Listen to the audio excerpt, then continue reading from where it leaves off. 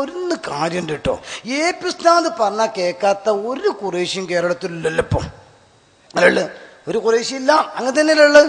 പക്ഷെ ചില ആൾക്കാർ അത് അത്ര ഗൗരവം എടുത്തിട്ടില്ലേനും. ഇപ്പൊ ഒന്ന് രണ്ടാൾക്കാരെ കൊന്ന് അങ്ങനെ വിഷയം ഗൗരവമായപ്പോ എ പി ഉസ്താദ് ആ ദൂരത്തുനിന്ന് എല്ലാം പാടെ കഴിഞ്ഞ് വന്നുക്കുമ്പോ കേൾക്കണതാ. അതിൽ പ്രസംഗിച്ചിട്ട് ഇറങ്ങിയപ്പോ പത്രക്കാരൻ വന്നില്ലേ, മാധ്യമക്കാർ മറ്റൊക്കെ എന്താ പറയുള്ളത്. ബഹുമാനപ്പെട്ട കാന്തപുരം ഉസ്താദ് അതിശക്തമായിട്ട് തന്നെ പറഞ്ഞു, ഈ അക്രമവും കൊലയും ഒരിക്കലും എത്തിച്ചു കൊടുക്കാൻ പാടില്ല, പ്രത്യേകിച്ച് മതത്തിന്റെ പേരെ നടക്കാൻ തന്നെ പാടില്ല. ഉസ്താദ് പറയാത്ത വർത്താനം ഉസ്താദ് പറഞ്ഞത്. എന്തേ? പാണക്കാട്ട് തങ്ങളാണ് ലീഗിന്റെ നേതാവും അതുപോലെ തന്നെ സമസ്ത നേതാവും, അതുകൊണ്ട് തങ്ങൾ വിചാരിച്ചത് നടക്കൂലേ. ഒറ്റ പറച്ചില്, ലൗ അഖ്സമ അലല്ലാഹി ലഅബറാ. എ പി ഉസ്താദിന്റെ പ്രസ്താവന സിറാജിലും മറ്റു പത്രത്തിലും ഇങ്ങോട്ട് വന്നു അല്ലേ. തിങ്കളാഴ്ച പ്രസ്താവന വന്നപ്പോൾ ബഹുമാനപ്പെട്ട പാണക്കാട്ട് തങ്ങള്, അള്ളാഹു റഹ്മത്ത് കൊടുക്കുമാറാകട്ടെ, ആ തങ്ങളെ പ്രസ്താവന ചന്ദ്രികയിൽ അഭിപ്രായ വ്യത്യാസങ്ങൾ അക്രമത്തിലേക്ക് നീങ്ങരുത് തങ്ങൾ നിങ്ങൾ അലൈക്കും ബിസ്സമിയത്ത. ബഹുമാനപ്പെട്ട എ പി ഉസ്താദ് പറഞ്ഞപ്പോ തങ്ങൾ പാപ്പത് അങ്ങനെ തന്നെ അംഗീകരിച്ചു, ആരും ആക്രമിക്കരുത്. അന്ന് തന്നെ കാസിമി ഉസ്താദിന്റെ പ്രസ്താവന, മതപ്രബോധകർ മാന്യത കാത്തു സൂക്ഷിക്കണം കാസിമി. നോക്കാൻ നിങ്ങള്, ഇതല്ലേ കേരളം, ഇങ്ങനെയല്ലേ വേണ്ടത്. അതായത് എ പി ഉസ്താദ് ഇങ്ങോട്ട് പറയാ, വേറെല്ലോലൊക്കെ കേൾക്കുക, എന്നിട്ട് ഒത്തൊരുമിച്ചിട്ട് പോവുക. അല്ലാഹു തൗഫീഖ് നൽകുമാറാവട്ടെ. അങ്ങനെ പിന്നെ മുസൈലിമത്തുൽ കദ്ദാബിന്റെ കറാമത്ത് കാട്ടുന്ന ചില ആൾക്കാരുണ്ട്. അതുകൊണ്ട് കൊണ്ടോട്ടി ഞാൻ പറഞ്ഞല്ലോ, അതായത് അതാണ് ഇതൊന്നും പറയാൻ കരുതിയതല്ല. ഞാൻ എന്തോ ഷെയർബാർക്കന്റെ കറാമത്തോണ്ട് പറഞ്ഞു പോകാൻ തോന്നുന്നുണ്ട്. ഞാനിപ്പോൾ ഒരു സംഘാടകരനോട് പറയാൻ പറഞ്ഞപ്പോഴും ഷമീറിനോട് ആ ക്ലിപ്പൊക്കെ ഇടിച്ചേ ഞാൻ പറയാനുള്ള എടുക്കാം. പക്ഷെ ഇത് വിഷയം മനസ്സിലാക്കാൻ വേണ്ടിയിട്ട് ഞാൻ പറയാം. എന്തെന്ന് വെച്ചാൽ, നിങ്ങൾ കത്തിച്ചാ കത്താത്ത മുടിയില്ല, കത്തിച്ചാ കത്താത്ത ഒന്നുമില്ല. അത് ചില ആൾക്കാരൊക്കെ പറഞ്ഞിട്ടുണ്ട്, പറഞ്ഞവർക്കൊക്കെ കിട്ടിയിട്ടുണ്ട്. ഞാൻ അങ്ങനെ തന്നെ തുറന്നാനോ പറയാണ്. കത്തുന്ന് പറഞ്ഞത് പിന്നെ കത്തിയിട്ടുണ്ട്, ആ പറഞ്ഞതിനെ കുറിച്ച് എല്ലാം അങ്ങനെ തന്നെയാണ്. അപ്പം അങ്ങനെ പറയുന്നുള്ളൂ. നേരത്തെ പി കെ പറഞ്ഞ പോലെ നമുക്ക് അങ്ങനെ നമുക്ക് സുന്നിയേ ഉള്ളൂ, വേറെ ഒന്നും നമുക്കില്ല. അതിന് അല്ലാതെ മതം ഉണ്ടാവുന്നതാണ്. ഞാൻ 89 നമ്മൾ 0 തുടങ്ങുമ്പോഴേ ഒരാളും ഹെൽപ്പിനില്ല. ഇപ്പൊ പരിപാടിക്ക് വന്നാൽ ചായയും ചോറും ഒക്കെ കിട്ടുന്ന നമുക്കൊരു പ്രതീക്ഷ ഉണ്ട്. അന്ന് അതേമയത്ത് തിരിച്ചു പോകുമ്പോൾ ചിലപ്പോൾ ചെരുപ്പ് വരെ കിട്ടില്ല, അവനാൻ്റെ ചെരുപ്പ്. എൻ്റെ അനുഭവം, അന്ന് താടി മീശൊന്നും ഇല്ലാത്ത ആ ചെറിയ പ്രായത്തെ 94, 95 പരിപാടിക്ക് പോകുമ്പോൾ പ്രസംഗിച്ചു കൊണ്ടിരിക്കുന്ന സമയത്ത് ഇങ്ങനെ വലിയ വടിമ ചെറിയ കൊടിയും കെട്ടി വന്നപ്പോഴും എനിക്ക് ഓർമ്മയുണ്ട്. പക്ഷെ അന്ന് ഞങ്ങൾക്ക് കിട്ടിയ കോച്ചിങ് എന്താണെന്ന് വെച്ചാൽ, എന്ത് അപശബ്ദം കേട്ടാലും നമ്മൾ പണിയെടുക്കണം. നാസുദ്ദീൻ കോട്ടയം, അതുപോലെ തന്നെ കേലുത്ത് മുഹമ്മദ് മാസ്റ്റർ, അണ്ടോൺ ഉസ്താദ്, അതുപോലെ തന്നെ പി പി ഉസ്താദ്, അള്ളാഹു മരിച്ച ഉസ്താദ്മാർക്കൊക്കെ ദർജേറ്റി കൊടുക്കുമാറാകട്ടെ. അവരൊക്കെ കൂടെ നടന്നിട്ടാണ് ഈ പണി ചെയ്യുന്നത്, സ്റ്റെപ്പിനായിട്ടൊക്കെ ചെയ്യുന്നത്. അപ്പം ഇങ്ങനെ വരികയാണ്. പിന്നെ സദസ്സിലേക്ക് നേരെ വടിയിട്ടാണ് വരുന്നത്. പിന്നെ കടന്റെ ഷട്ടർ താകുകയാണ്, ഏറെ നടക്കുകയാണ്. എൻ്റെ ഒപ്പം ബോഡി ഗാർഡായിട്ട് പോകുന്ന ആളാണെങ്കിലോ നോക്കിയിട്ട് കാണുന്നില്ല. പഠിച്ചതാണ് ഇയാളിറങ്ങി ഓടിക്കണ്. പക്ഷെ ഞാൻ ഓടിയതൊന്നുമില്ല. അവനോട് ആരോ ചോദിച്ചു, നിങ്ങൾ ഇത്ര ചെറുപ്പത്തിൽ ഇത്ര ധൈര്യം കൊണ്ടു വെച്ചു. ഞാൻ ഒരു ധൈര്യം കൊണ്ടല്ല, മനുഷ്യ അന്തം വിട്ടുപോയതാ. കാരണം എവിടുക്കെ പോയാ പ്രായം അതല്ലേ. ഞാൻ മർക്കസിൽ 4ാം ക്ലാസ്സിലോ 5ലോ പഠിക്കുകയാണ്. അന്നത്തെ അവസ്ഥയാണ് ഞാൻ പറയണത്. അങ്ങനെ ചുരുക്കം പറഞ്ഞാൽ അവസാനം എന്നെ പോലീസ് വന്ന് പിന്നെ അങ്ങനെ വെക്കുമ്പോഴേക്കും എന്നെ വിളിച്ച സംഘാടകരുമില്ല, എൻ്റെ ചെരുപ്പുമില്ല, ഒരവസ്ഥയില്ല, വെള്ളം തരാൻ പാടില്ല. ഞാനിങ്ങനെ അന്തം വിട്ടു നിന്നു. എന്താ ചെയ്യാറില്ല, കാരണം ഒരു 10-50 ആൾക്കാരും. അന്നത്തെ അവസ്ഥ ഞാൻ പറഞ്ഞ 93, 94 ഉണ്ടായ അവസ്ഥ. അവസാനം പച്ച ബസ് ഇങ്ങനെ വന്ന്, എനിക്ക് ഓർമ്മയുണ്ട്, പേരൊന്നും ഓർമ്മയില്ല, കൈ കാട്ടി ബസ് നിർത്തി. ബസ് കയറിയപ്പോൾ കണ്ടക്ടർ ചോദിച്ചു എവിടുക്കാ പോകണമെന്ന് ചോദിച്ചു. ഞാൻ ചോദിച്ചു, ഈ ബസ് എടുക്കാന്ന് വെച്ചു. ഇത് കൊയിലാണ്ടിക്ക്, എന്നാ കൊയിലാണ്ടിക്ക് തന്നെയാണ്. അപ്പോഴേക്ക് എൻ്റെ ബോഡി ഗാർഡും വന്ന്. ആളിപ്പോൾ സക്കഫിക്കും, ഞാൻ പേര് പറയാത്തത് കൊണ്ടാ. പിന്നെ അന്നാണെങ്കിൽ മൊബൈൽ ഏർപ്പാടും ഇല്ലല്ലോ. പക്ഷേ കൊയിലാണ്ടി ബസ് സ്റ്റാൻഡിൽ ചെന്നു. ഇന്നത്തെ സ്റ്റാൻഡല്ല, എന്നാ പഴയത്. അന്ന് ഫ്രിഡ്ജൊന്നും പാസ്സായിട്ടില്ല. ആ ചോപ്പ് ഇങ്ങനെ പെട്ടിയിൽ ഐസ് വെക്കണ കോട്ടി ഐസില്ലേ, ആ സമയമാണ്. ആ പോലെ കോട്ടി സോഡ ആ സമയത്താണ്. ചുരുക്കത്തിൽ അവിടുന്ന് ഒരു വെള്ളമൊക്കെ കുടിച്ചതിന് ശേഷം ശ്വാസം വീണ് കിട്ടിയ KSRTC കോഴിക്കോട്ടേക്ക് കയറി. അവിടുന്ന് പിന്നെ മുക്കത്തേക്ക് പോണേ ഒരു രാത്രി 10:45 ബസ്, മർക്കസ് പഠിച്ച ആൾക്കാർക്ക് അറിയാം. ആ ബസ്സിന് കയറി മർക്കസിലെത്തി.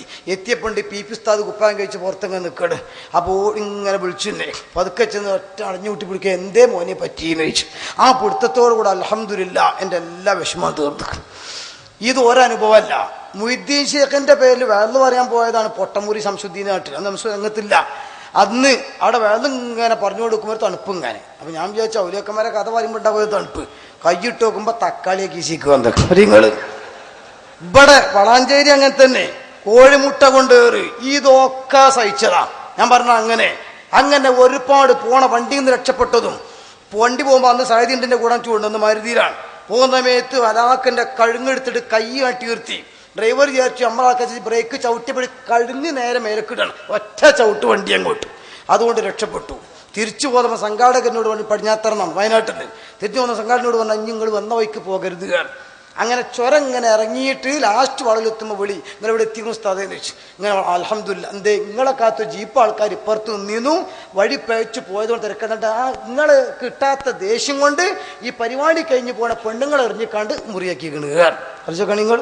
ഇങ്ങനെ ഒന്ന് രണ്ടല്ല അനുഭവം, അങ്ങനെ ഓരോന്ന് ആലോചിച്ചിട്ട് പറഞ്ഞാൽ ഇതൊക്കെ ഒരു കാലത്ത് സഹിച്ചതാണ്. പിന്നെ ഏകദേശമൊക്കെ ഇപ്പൊ ഗ്രിപ്പൊക്കെ ആയപ്പോ നമ്മളെ നേതാക്കന്മാർ പറഞ്ഞു ഇനിയിപ്പോൾ അങ്ങനെ പറയണ്ട, അങ്ങനെ നിർത്തിച്ചതാണ്. അതുകൊണ്ട് ഇത് കൂടുതൽ തങ്ങളെ കൊണ്ടൊന്നും പറയിപ്പിക്കരുത്. പക്ഷേ ബഹുമാനപ്പെട്ട എ.പി. ഉസ്താദിന്റെ ഖിദ്മകളൊക്കെ ആൾക്ക് സമ്മതിക്കുന്ന കാലത്ത് എത്തിയിട്ടുണ്ട്. പിന്നെ ഇപ്പൊ ഷാറുബാറൊക്കെ എന്താണ് അതിൽ തെളിവെന്ന് വെച്ചാൽ ഞമ്മക്ക് എ.പി. ഉസ്താദ് കൊണ്ടുവന്നിട്ട് അതിന്റെ എന്റെ തെളിവ്, അതിന്റെ പുറമില്ല. കാരണം എ.പി. ഉസ്താദിന് 9 കൊല്ലം മർക്കസും 1 കൊല്ലം ഡൽഹി മർക്കസിലും 10 കൊല്ലം മർക്കസിൽ പഠിച്ച ആളാണ് ഞാൻ. അതുകൊണ്ട് ധൈര്യമായിട്ട് പറയും, സ്വഭാവം എനിക്കറിയാം. ആ ഉസ്താദുകൾ കൊണ്ടുവന്നാൽ അത് തന്നെയാണ് ഞങ്ങളുടെ തെളിവ്. അത് ലക്ഷക്കണക്കിന് ആൾക്കാർ മുമ്പിൽ വെച്ച് ഹസ്രജ് കൊടുത്താലോ അപ്പൊ നിങ്ങൾക്ക് ഒരു ഹസ്രജിന്റെ അടുത്തുണ്ട് എന്തൊക്കെ തെളിവ്? അത് ഹമീദ് വൈശി ഉസ്താദ് അമ്പലക്കടവ് ഉസ്താദ് പറഞ്ഞു തന്നതാ.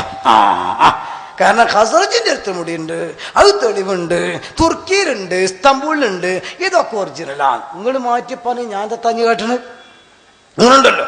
അപ്പൊ നിങ്ങളത് പറഞ്ഞു തന്നു. ഞങ്ങൾ സാധുക്കളിൽ നിഷ്കളങ്കമായി ചിന്തിക്കുന്ന ആൾക്കാരായതുകൊണ്ട് നേരെ പോയി ഞങ്ങൾക്കൊരു വക്രത അറിയില്ല. അപ്പൊ അതുകൊണ്ട് ഇപ്പൊ നിങ്ങൾ സോഡ കാക്ക വാങ്ങിയാകരുത്. ആ കോട്ടി സോഡുള്ള കാലത്തെ സോഡ ഇറങ്ങിയ ഉടനെ ഒരു കാക്കയൊന്നും പറഞ്ഞാൽ കുടിച്ചാൽ തെത്തിനും വെള്ളം വേണമെന്ന് പറഞ്ഞാലോ. അപ്പൊ എന്താ നമുക്ക് വേണ്ട വെച്ച് ലാസ്റ്റ് ഇങ്ങനെ എന്നാ സോഡ നെയ്ക്കോട്ടെ. അപ്പൊ അന്ന് 30 പൈസ സോഡക്ക് ഓർമ്മ ഉണ്ടാവും നിങ്ങൾക്ക്. അങ്ങനെ ആ സമയത്ത് മറ്റേത് വെച്ച് ഇങ്ങനെ പൊട്ടിച്ചിട്ട് കാക്ക കൊടുത്ത് കാക്ക നിങ്ങൾക്ക് ദത്തത്തിന് തരിപ്പൊക്കെ പാടെ വെച്ച് അത് സോഡയല്ലേ എന്ന് കുട്ടിയത് വേണ്ട വേറെ വല്ല വെള്ളം തന്നുള്ള ഇനി ആ സോഡ നിർത്തിയതിന് പറ്റുമോ നിങ്ങൾ പൊട്ടിച്ചു പോയില്ലേ എന്ന പോലെ ഈ അമീദ് വൈശി ഉസ്താദൊക്കെ പറഞ്ഞു തന്നു. നിങ്ങൾ അവിടെ പോയിക്കോളി ഹസറജിന്റെ അത് ഒറിജിനലാ എന്ന് നിങ്ങൾ പറഞ്ഞപ്പോ സാധുക്കൾ ഞങ്ങൾ വിശ്വസിച്ചു. അപ്പൊ എ.പി. ഉസ്താദ് കൂടെ നിൽക്കുമല്ല, ഇങ്ങോട്ട് കൊണ്ടെന്ന് കൊടുത്ത് ലക്ഷക്കണക്കിന് ആൾക്കാർ മുമ്പിൽ വെച്ചിട്ട് ഇനിയിപ്പോ നിങ്ങൾ മാറ്റി പറഞ്ഞാൽ സോഡ പൊട്ടിച്ച മാതിരിയല്ല നിർത്താൻ കാട്ടും. അതുകൊണ്ട് ദയവ് ചെയ്തിട്ട് ഇനി നിങ്ങൾ പറയരുത്. ഇതപ്പം എനിക്ക് പറയാനുള്ളത്. അതുകൊണ്ട് എല്ലാവരും കൂടെ ഒത്തൊരുമിച്ച് പോവുക. ഇനി ഒന്നും ഇല്ലെങ്കിലും ഒരു മനുഷ്യനെ കൊല്ലൽ ഇസ്ലാമിലില്ല, ബോംബ് പൊട്ടിക്കൽ ഇസ്ലാമിലില്ല. ഇനി ഞാൻ പറയുന്ന കാര്യങ്ങൾ ശ്രദ്ധിക്കണം. സ്വന്തം മദ്രസ കത്തിച്ചു. എന്തിനാ കത്തിച്ചത്?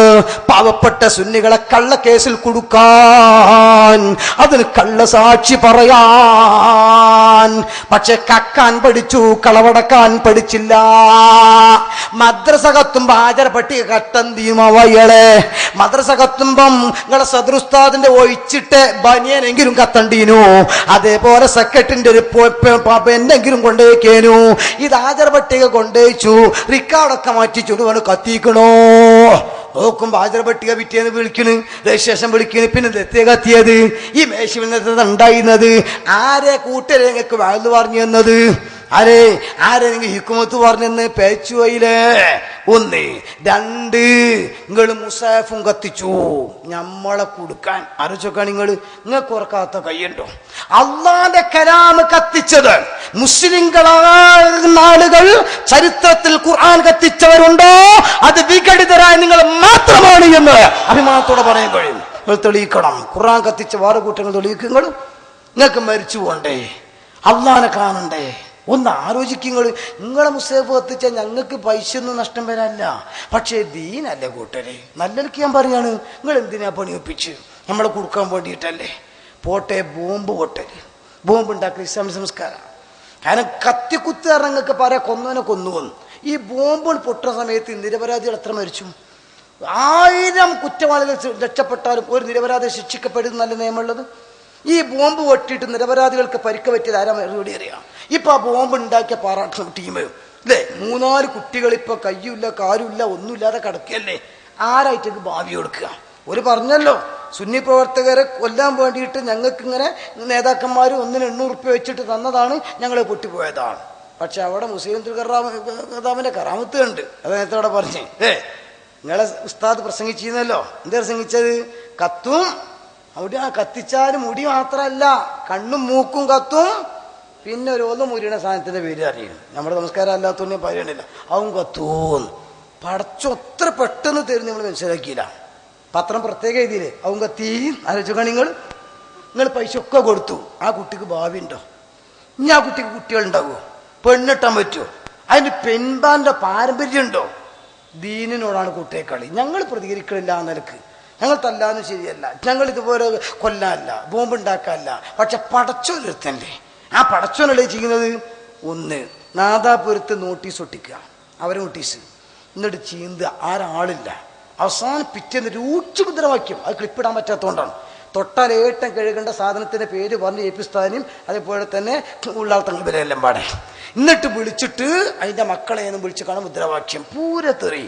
അങ്ങനെ പല പ്രാവശ്യം. ലാസ്റ്റ് അവിടുത്തെ മുസ്ലിം ലീഗിന്റെ പ്രവർത്തകന്മാരെ തീരുമാനിച്ചു, ഇതിങ്ങനെ പോയാൽ ശരിയാകൂല, പിടിക്കണോ.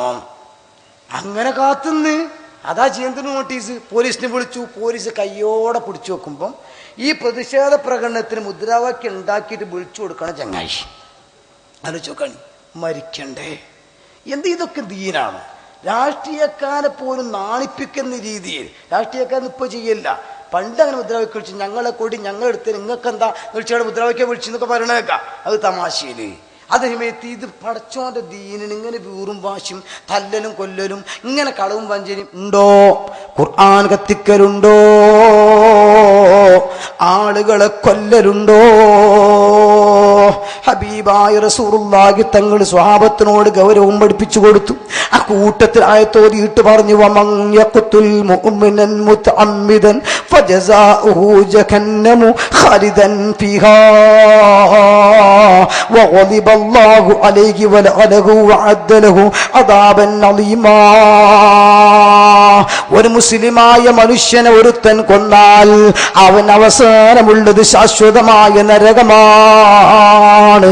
അത് വിശദീകരിച്ചുകൊണ്ട് മുഫസ്സിരീങ്ങൾ പറഞ്ഞു, നാളെ മഹ്ശറെത്തുമ്പോൾ ഈ കൊല ചെയ്യപ്പെട്ടവൻ കൊന്നവനെ പിടിക്കുമ്പോഴും അവന്റെ തലക്ക് ഇങ്ങനെ പിടിച്ച അറശിന്റെ അടുത്തേക്ക് അങ്ങോട്ട് കൊണ്ടുപോയിട്ട് അവൻ ചോദിക്കുമത്രേ, ലിമ ഖതലനീ അലാമ ഖതലനീ, എന്തിനു കൊന്നുവെന്ന് കൊല ചെയ്യപ്പെട്ടവൻ നാളെ ചോദിക്കുമ്പോൾ മറുപടി പറയാൻ കഴിയാതെ വരുമ്പോ ഖുദൂഹു വഖുല്ലൂഹു സുമ്മൽ ജഹീമ സല്ലൂ, നേരെ നരകത്തിലേക്ക് വലിച്ചെറിയുന്നു. കേട്ട് ഈ അബ്ദുൽ ഖാദറിന്റെ ഖാദകരനാളെ മഹ്ശറിൽ ഹാജരാക്കുമ്പോ കുറ്റിമൂച്ചിയിലെ കുട്ടിക്ക് അബ്ദുക്കയും കടങ്ങേത്ത കുട്ടിക്കയും അതേപോലെ ഭാരപ്പെട്ട അളങ്കൂർ അബുഹാജിയും നമ്മുടെ മണ്ണാർക്കാട്ട പ്രവർത്തകന്മാരെയും നാളെ ഹാജരാക്കുമ്പോൾ ആ ഖാദകന്മാർ തലപിടിച്ചിട്ട് റബ്ബിന്റെ മുമ്പിൽ ഹാജരാക്കുമ്പോൾ അതിന് സഹായിച്ചവരുണ്ടോ? സഹകരിച്ചവരുണ്ടോ? അതിന് മോട്ടിവേഷൻ നൽകി പ്രസംഗിച്ചവരുണ്ടോ? അല്ലാഹു പറയുന്നു, അല്ലാഹു അലൈഹി, അല്ലാഹുവിന്റെ ദേഷ്യം അവർക്കുണ്ട്, വലഅനഹു, അല്ലാഹുവിന്റെ ശാപമുണ്ട്, വഅദ്ദ ലഹു അദാബൻ അദീമാ, വല്ലാത്ത ശിക്ഷയിലാണ് അല്ലാഹു തയ്യാർ ചെയ്തു വെച്ചിട്ടുണ്ട്. അതുകൊണ്ട് എന്റെ പ്രിയപ്പെട്ട പ്രവർത്തകരെ, ഒഴിഞ്ഞിരുന്ന് ആലോചിച്ചുകൊണ്ട് ആരോപണ പ്രത്യാരോപണങ്ങൾ പറയാതെ പരസ്പരം കൊലവിളി നടത്താതെ റബ്ബിന്റെ ദീൻ ഇവിടെ ജയിക്കണം. കള്ള്, പെണ്ണ്, കഞ്ചാവ്, പലിശയിൽ ആളുകളെ തടയണം. നാട്ടിൽ സമാധാനമുണ്ടാകണം. സുന്നത്തിമായത്ത് ഇവിടെ നീണാൾ വാഴണം. നമ്മുടെ കുടുംബങ്ങൾ തെറ്റാതിരിക്കണം. മരിക്കുമ്പോൾ ഈമാൻ സലാമത്തായി മരിക്കണം. ഹൗദുൽ കൗസർ കോപ്പ കുടിക്കണം. റസൂലുൽ കാണിന് സ്വർഗത്തിൽ കടക്കണം. ആ ബോധത്തോടെ അഹ്ലു സുന്നത്തി വൽ ജമാഅത്തിൽ അടിയുറച്ച് താജുൽ ഉലമക്കും ഖമറുൽ പിന്നിൽ അടിയുറച്ചു നിന്നോ. അല്ലാഹു തുണ ചെയ്യട്ടെ.